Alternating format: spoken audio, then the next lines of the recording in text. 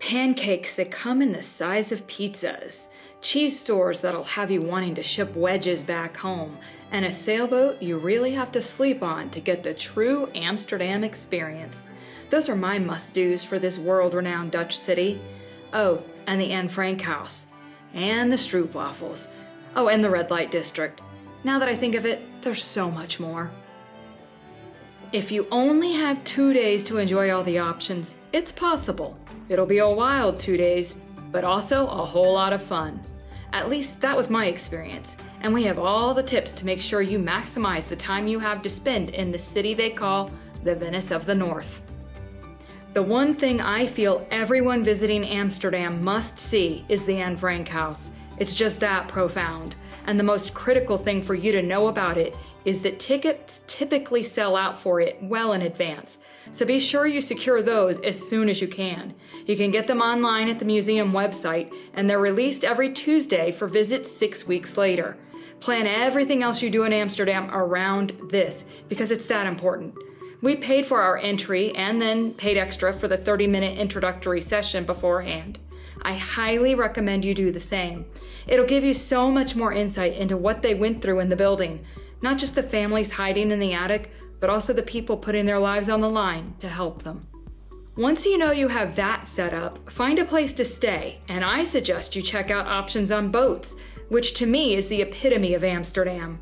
I found one on Airbnb that worked out wonderfully. It wasn't as close as I would have liked to the nightlife in Amsterdam, but it was close enough that we were able to walk to the city center when we were exploring. Actually, we did nearly everything on foot throughout Amsterdam. The city is famous for its bicycles, but we steered clear of those for our adventures, mainly because we wanted the freedom of just popping in any store we walked by, without the hassle of locking up a bike outside. One other way we did get around was on the canal hop-on, hop-off boat. It's nice to just sit back and take in the sights as you float along, and it'll also help you get around to the other sections of the city you want to explore. There were spots we knew we had to see, and jumping on and off the boat made that much easier. We fueled up on the famous pancakes that everyone told us we just had to have, and they were not wrong. But what no one else told us was just how huge these pancakes were.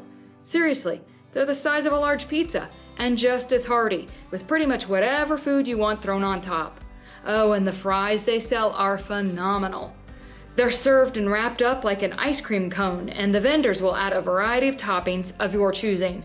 There are also cheese shops on every other corner, and it's perfect to buy a small wedge and take it down to Vondelpark, the open-air park nearby, to enjoy with your favorite beverage. The city is set up in concentric rings, spreading out from Dam Square to Amsterdam Central Station, where you step out and are treated to a grand view of the city, where the Flemish architecture, full of details, will catch your eye. The canals and bicycles are the signature look of Amsterdam, though, and you'll have a tough time not taking photos from every vantage point. We loved meandering through the different sections of the city, finding our way in Leeds-Plain, packed with more expensive shops and restaurants, to the famed red light district that offers up all kinds of entertainment you just don't see in other cities, at least not on display in the way it is here. There are all kinds of museums around Amsterdam, from the Van Gogh Museum featuring his famous creations to the Prostitution Museum, where you can learn more about one of the oldest professions of all time. If you're feeling adventurous, Amsterdam offers up coffee shops where they sell much more than coffee. If you've ever wanted to try mushrooms or truffles now, this is the place to do it, and they sell options for every tolerance level, from a first-timer to the other end of the extreme. Even their famous stroopwafels, which are kind of a cookie, are sold with THC in some shops. Of course, there are many, many more things you can do while visiting the city, but that's about all we were able to pack into just a couple days. There really is something for everyone in Amsterdam, whether you're looking for a fun-filled party weekend or a romantic getaway with the one you love. It's a vibrant city with a variety of things to explore, including stunning architecture, historical landmarks, eclectic bars, and delicious eateries. And some very cool boats on all of its winding canals, where you can relax and refresh, so you can get up and do it all again the next day.